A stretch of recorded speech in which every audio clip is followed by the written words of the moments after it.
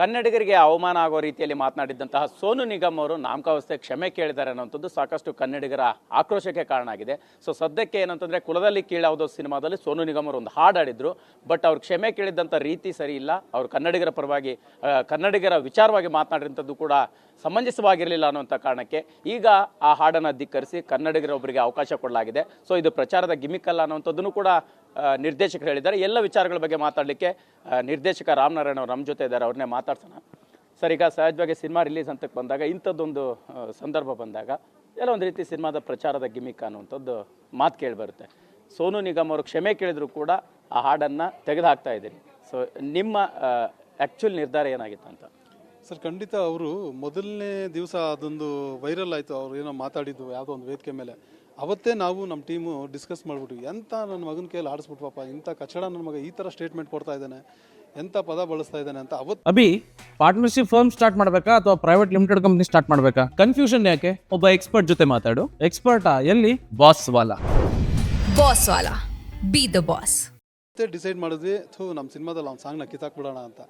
So ಇಮಿಡಿಯೇಟಾಗಿ ನಾವು music ಡೈರೆಕ್ಟರ್ನ consult ಮಾಡಿ, ಒಬ್ಬ ನಮ್ಮ ಕನ್ನಡದವರೇ ಚೇತನ್ ಸಾಸ್ಕ ಅವ್ರನ್ನ ಕನ್ಸಲ್ಟ್ ಮಾಡಿ ಆ ಸಾಂಗ್ನ ಹಾಡಿಸಿ ಅದನ್ನು ಒಂದು ಚೂರು ರೆಡಿ ಮಾಡಿ ಮಾಸ್ಟ್ರಿಂಗ್ ಎಲ್ಲ ಮಾಡೋದಕ್ಕೆ ಅದಕ್ಕೆ ವಾರಗಟ್ಟಲೆ ಟೈಮ್ ತೊಗೊಳುತ್ತೆ. ಆ್ಯಕ್ಚುಲಿ ಒಂದು ಹಾಡನ್ನ ಆಡಿಸಿದ ತಕ್ಷಣ ಇಮಿಡಿಯೇಟ್ ಕೆಲಸಗಳು, ಟೆಕ್ನಿಕಲ್ ವರ್ಕ್ಗಳು ಆಗಲ್ಲ.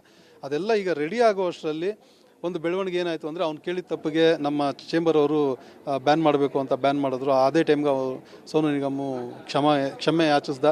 ಬಟ್ ಆ ಕೇಳೋ ರೀತಿ ಕೂಡ ಅದು ವಿನಯ ಯಾವುದೂ ಇಲ್ಲ, ಸೌಜನ್ಯ ಇಲ್ಲ, ಅದರಲ್ಲೂ ಒಂದು ಉಡಾಫೆ.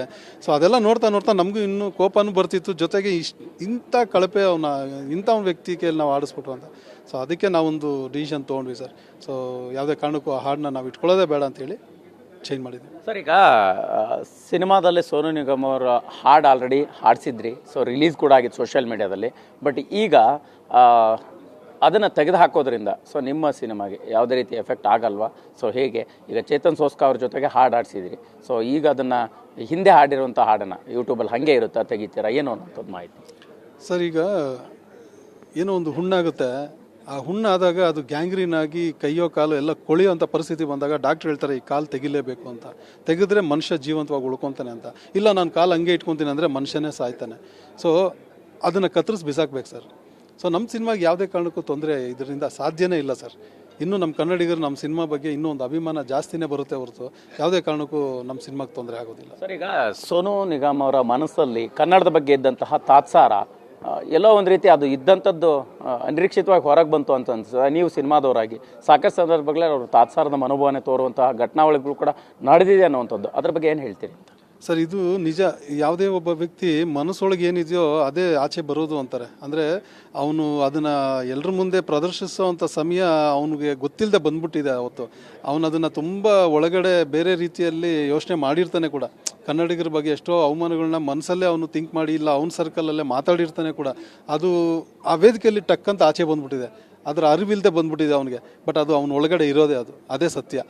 ಸೊ ಆ ಸತ್ಯ ಬಹಿರಂಗ ಆಯಿತು, ಅದು ನಮಗೆಲ್ಲ ಗೊತ್ತಾಯಿತು. ಇಂಥ ವ್ಯಕ್ತಿಗಳನ್ನ ಇನ್ನು ಮೇಲೆ ನಾವು ಬ್ಯಾನ್ ಮಾಡೋದು, ಚೇಂಬರ್ ಒಳ್ಳೆ ತೀರ್ಮಾನ ತೊಗೊಂಡಿದೆ ಆ ವಿಷಯದಲ್ಲಿ. ಅವ್ನು ಪದೇ ತಪ್ಪು ಮಾಡ್ತಾನೆ, ಪದೇ ಸಾರಿ ಕೇಳ್ತಾನೆ. ಅವನದೊಂದು ಹಿಸ್ಟ್ರಿ ಒಂದು ಸರಿ ಗ್ಲಾನ್ಸ್ ಮಾಡಿದ್ರೆ ಅವ್ನು ಮಾಡಿರೋ ಮಿಸ್ಟೇಕ್ಗಳು, ಅವನೊಬ್ಬ ಕಲಾವಿದ ಆಗಿ ಅವ್ನು ಮಾಡಿರೋ ಮಿಸ್ಟೇಕ್ಗಳು ನೋಡಿದ್ರೆ ಅದು ಅನಿಸುತ್ತೆ ನಮಗೆ ಇವನೊಬ್ಬ ಸರಿ ಇಲ್ಲ. ಒಬ್ಬ ಅಂದರೆ ಈ ಸೈಕೋತನ ಇದೆ ಅವನಲ್ಲಿ, ಒಂದು ವಿಕೃತ ರೂಪ ಅವನ ಮನಸ್ಸಲ್ಲಿ ಇಟ್ಕೊಂಡಿದ್ದಾನೆ ಅಂತ.